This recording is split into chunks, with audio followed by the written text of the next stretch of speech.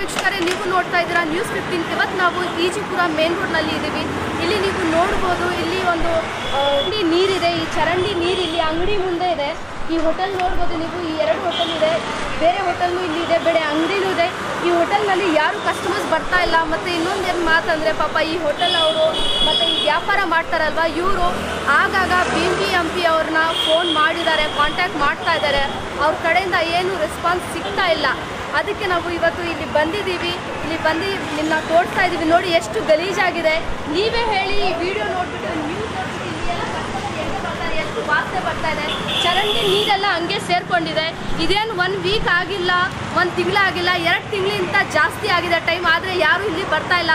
ಪಾಪ ಹೋಟೆಲ್ ಮಾಲೀಕರು, ಅಂಗಡಿ ಮಾಲೀಕರು ಯಾರ್ಯಾರು ಕೆಲಸ ಮಾಡ್ತಾರೆ ಅವರು ಅವಾಗವಾಗ BBMP ಅವ್ರಿಗೆ ಫೋನ್ ಮಾಡ್ತಿದ್ದಾರೆ. ಆದರೆ ಅವ್ರ ಕಡೆಯಿಂದ ಏನು ರೆಸ್ಪಾನ್ಸ್ ಬರ್ತಾ ಇಲ್ಲ. ಬನ್ನಿ, ಇಲ್ಲಿ ಹೋಟೆಲ್ ಮಾಲೀಕರಿದ್ದಾರೆ, ಅಂಗಡಿ ಮಾಲೀಕರಿದ್ದಾರೆ, ಅವ್ರ ಜೊತೆ ಮಾತಾಡೋಣ. ಜೈಶೀಲ್ ಅಂತ ನಮ್ಮ ಬ್ಯಾಗ್ ಬಿಟ್ಟರೆ ಅಂಗಡಿ, ಪಕ್ಕದ ಚಿಪ್ಸ್ ಅಂಗಡಿ, ಪಕ್ಕದ ಹೋಟೆಲ್ ಅಂಗಡಿ ತುಂಬ ಜನರಿಗೆ ತೊಂದರೆ ಆಗ್ತೈತಿ. ಆಮೇಲೆ ಇದಕ್ಕೆ ಯಾರು ಏನು ಸಪೋರ್ಟ್ ಮಾಡ್ತಾಯಿಲ್ಲ, BBMP ಅವ್ರು ಏನು ಸಪೋರ್ಟ್ ಮಾಡ್ತಾಯಿಲ್ಲ. ಆನಂತರ ಎಲ್ಲ ಅದಕ್ಕೆ ಸಂಬಂಧ ಇರೋಂಥ ಅಧಿಕಾರಿಗೆಲ್ಲ ನಾವು ಫೋನ್ ಮಾಡಿದ್ದೀವಿ, ಅದಕ್ಕೇನು ಸಪೋರ್ಟ್ ಇಲ್ಲ. ಆಮೇಲೆ ತುಂಬ ಜನರಿಗೆ ತೊಂದರೆ ಆಗ್ತೈತಿ. ಇದನ್ನ ಬೇಗ ನೀವು ಒಂದು ಕೆಲಸ ಮುಗಿಸ್ಕೊಟ್ರೆ ಒಳ್ಳೆಯದಾಗುತ್ತೆ. ಕಸ್ಟಮರ್ಸ್ ಬಂದರೂ ಎಲ್ಲರೂ ಬೈತಾನೆ ಬರ್ತಾಯಿದ್ದಾರೆ.